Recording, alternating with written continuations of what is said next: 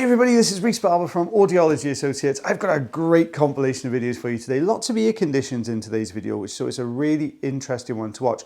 On my own today, me and Taylor couldn't quite get together today, but he will be back next week. So you got me for the next couple of videos here, guys. So what we can see in this first particular patient, this is Taylor's. We've got this piece of skin here right at the entrance to the canal, and then we've got this kind of slightly harder plug of wax sitting behind it. Now, as you see this come away, it's a sizable old chunk of wax, this one.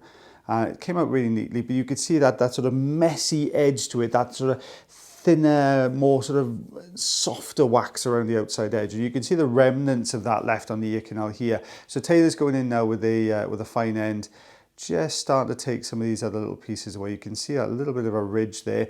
Now the keen-eyed amongst you will see just beyond that suction tube, you'll see a little bit of tympanosclerosis on the one side, which can be one of two things. It's usually either an indication of some scarring on the eardrum. That could be from surgery, such as maybe a grommet insertion, could be a history of repeated infections could cause that, and it can just spontaneously happen as well. So you get this milky kind of patch on the eardrum. So this is my patient here. You can see, sorry, I tell a fib, this is still Taylor's patient. So we're just going in now with the standard sized Zollner tube here. Doesn't look quite as messy on this side compared to the first ear canal, but it's coming away really nicely. That's what you want to see. Oh, is it going to stretch out a little bit there? Oh, we can see that's that outer layer of dry skin around that plug as well. Fine end gone on here just to reduce the risk of any clarinetting. If you're new to the channel, clarinetting is basically where the skin can vibrate up and down in the end of the suction tube so really quickly, and it causes a very high-pitched shrill whistle. You've always got to be a little bit more cautious with that one. But he's really fighting this piece of skin. There we go. Always more difficult with the fine end when you're pulling skin away. It's great because it doesn't, reduces the risk of clarinetting, but it doesn't have as much suction power to it. But that was a nice chunky plug there. Because the skin holds onto the canal wall really, really well, it doesn't always pull away particularly effectively, but it's just starting to pull this section. Let's see if this will peel away nicely for him. Looks like it did there. And eardrum on this side, looking how you can see a little bit of a cloudy patch at the bottom. Wow, that was a long ribbon. I didn't even see that. Must have got sucked into the actual tube itself.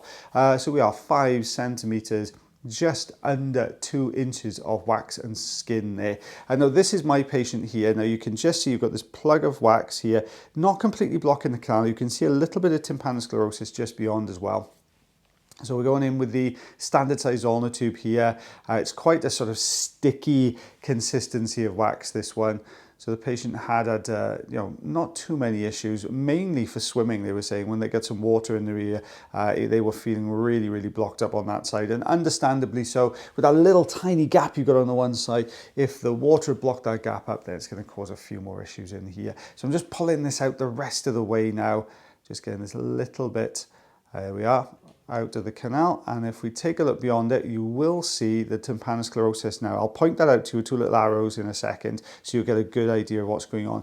But this patient has a history of glue ear infections and had a grommet fitted as well. Now, see if you can spot where the scarring is from the grommet. Have a little look. I will point it out to you at the end. I'll point a little arrow on there, but just for you guys, see if you can work out.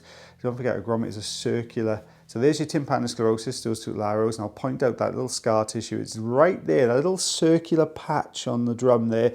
That's more than likely where that grommet was inserted there as well. So we've got just under 1.5 centimeters, half an inch worth of wax there. So an interesting one from Taylor coming up next. Now this gent has been through a few times, and we have referred him on to see the ear, nose and throat consultant because this patient we think has a suspected cholesteatoma.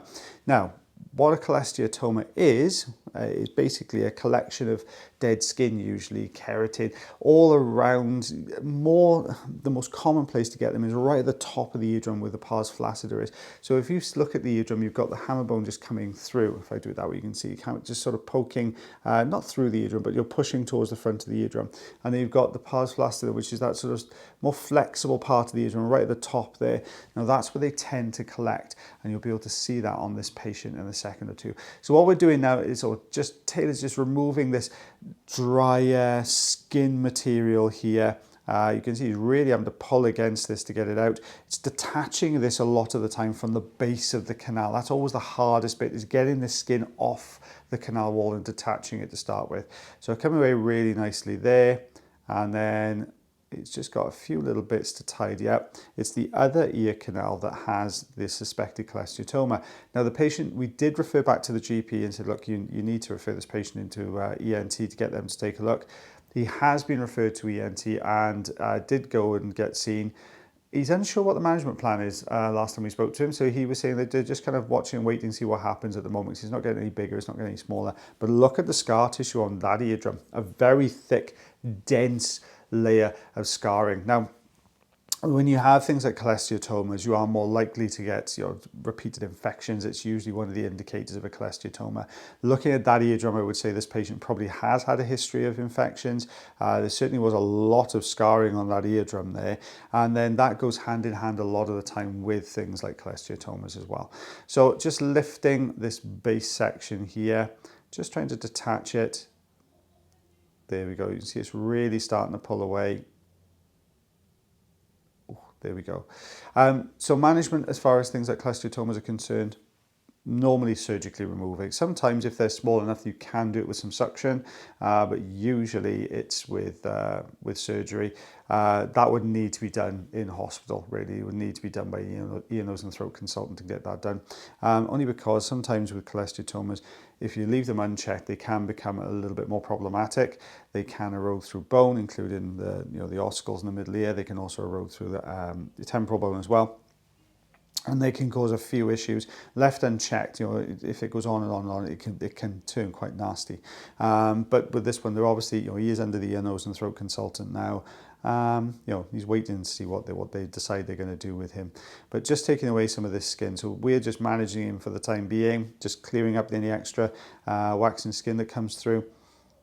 But all coming away really, really well here. This is attached to that deeper skin section a little bit further in. So we're just going to go and grab that now in a second. Let's give this a little bit more of a wiggle. There we are. Apologies if you remember for me putting the video up really late yesterday. To be honest with you, I had such a busy day yesterday. I just didn't have a chance to edit it. And then I only had a chance to do it really late at night after my son had gone to bed. So I had to do it then instead, which is why I was out so late, I'm afraid, yesterday. So we're just getting this last little piece off it. And then you're going to start to see this collection of skin. Now,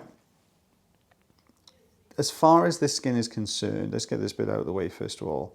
There you go. You'll be able to take a good look at it. I think Taylor does have a good old look, just to make sure everything's okay.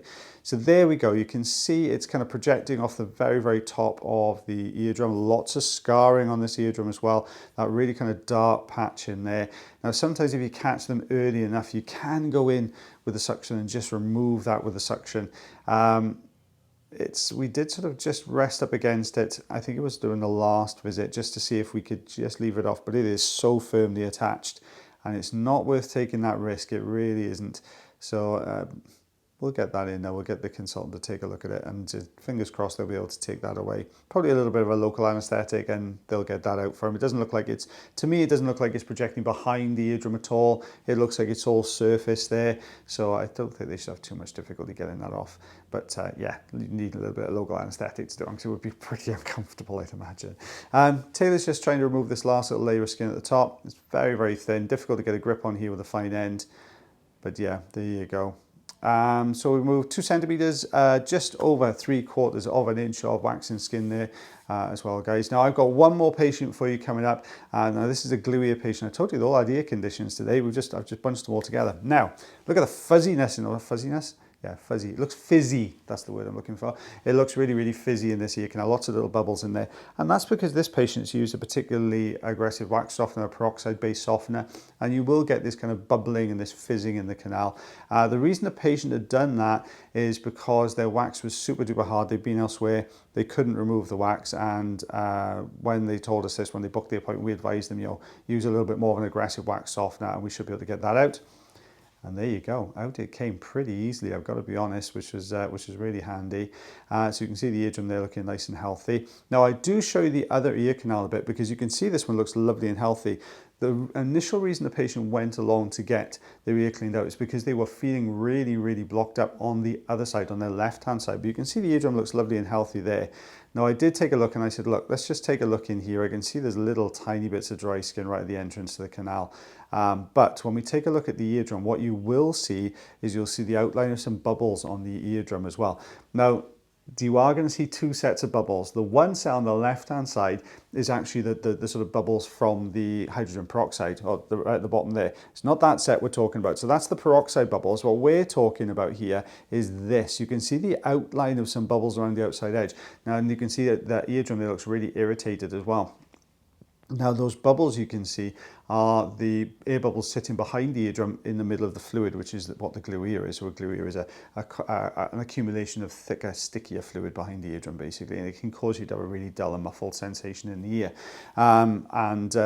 Yeah, with that surface irritation, I think that can come from using something like an Otex or a bicarb. Just irritates the skin a little bit. So my advice for this patient, use a little bit of ear calm for a few days, let that all settle down, and start using something called an Otavent as well, just to help with that glue ear. So an Otavent is a balloon you blow up with your nose, which helps to push a little bit of air behind the eardrum. That helps to displace that fluid a little bit better. But anyway, guys, thank you so much for watching our video today, and thank you very much for sticking right the way through to the end as well. If you do enjoy the videos, don't forget you can always like, heart, share, follow, and subscribe for me. If you thoroughly enjoy the videos, you can also consider becoming members of the channel, and that way then you get to see even more videos as well. But as always, guys, for the time being, take care of yourselves, take care of your ears, and take care of one another. I'll see you again soon. Bye, everybody.